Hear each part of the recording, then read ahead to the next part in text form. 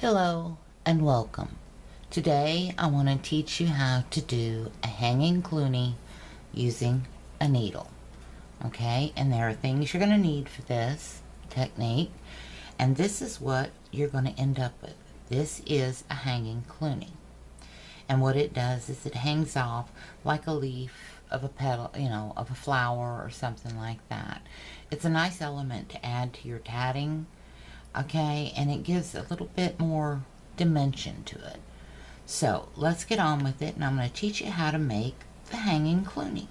Okay, so first off, you're going to need your needle, and you're going to thread it with about 12 inches of thread. You don't need a lot. Okay, you don't need a long tail off of it. Okay, something small, simple, easy to work with. All right, you're going to need a ball of thread. You're also going to need either a flosser. Okay, these are the gum floss threaders. They sell these. They've got so they carry them in the sewing department at most of your craft stores. So look for them. They may not have the name gum on them. I just bought these in the dental department at the pharmacy.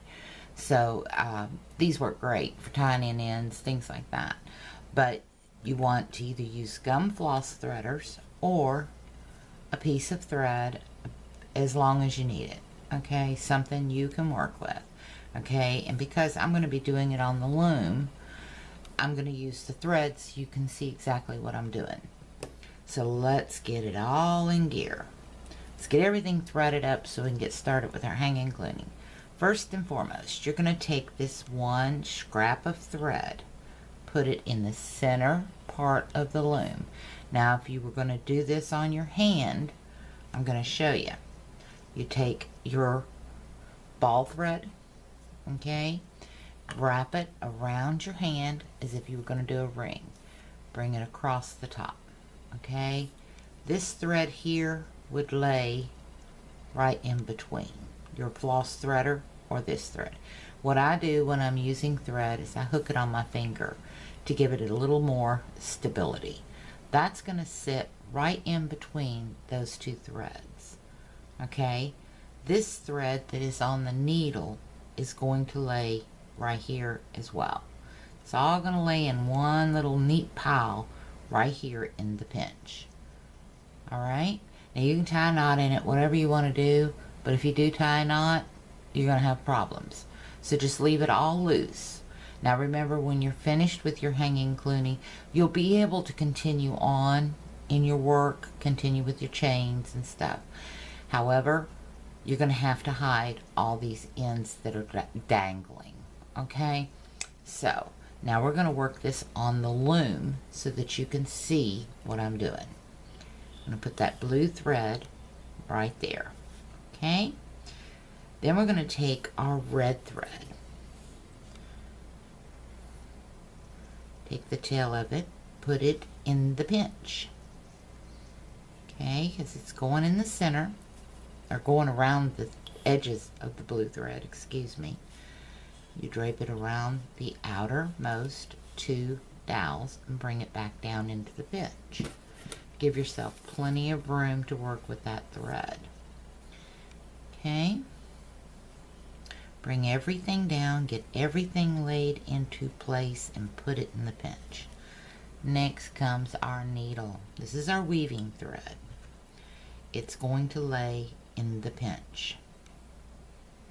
Okay, and it may take some doings, but you can adjust. You haven't started stitching anything, so you can adjust. This is just to practice your Cluny. Alright, now we're ready. We got everything set up. Our blue thread's in the center, the red thread's to the outside, our loom is set up, we've got our weaving thread in the pinch. First thing, this thread here is what you're going to go under with your needle. Pull that thread up. Pull it down to the pinch. You're going to go over that center thread and under that outer thread. Now, pull the two threads that are outer together till you get a nice little V there at the bottom. Okay, Now you're going to go over this thread and under the blue thread and over the red thread. Once you get going on this hanging Cluny, you're going to be able to do one whole half of a wrap in one swipe. And as you're going, pull those threads down. Use your needle, pull them down, snug them up, and move on to the other half of that wrap. As with regular Clunies, one wrap consists of going to the left and then to the right.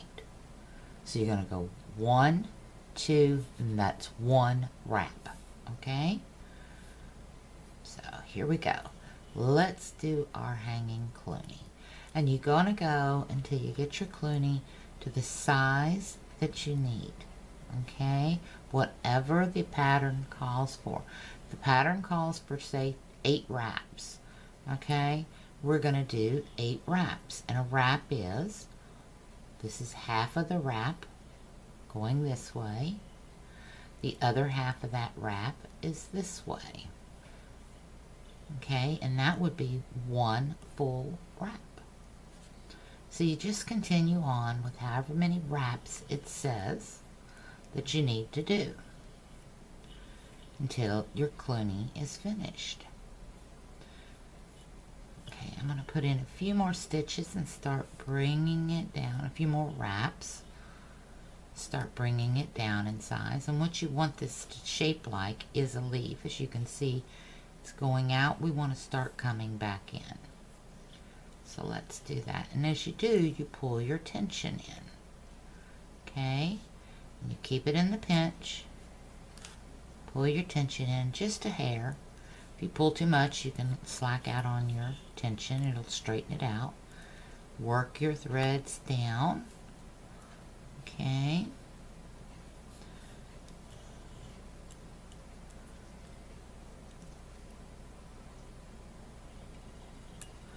Now, we're going to call this the end of our Cluny.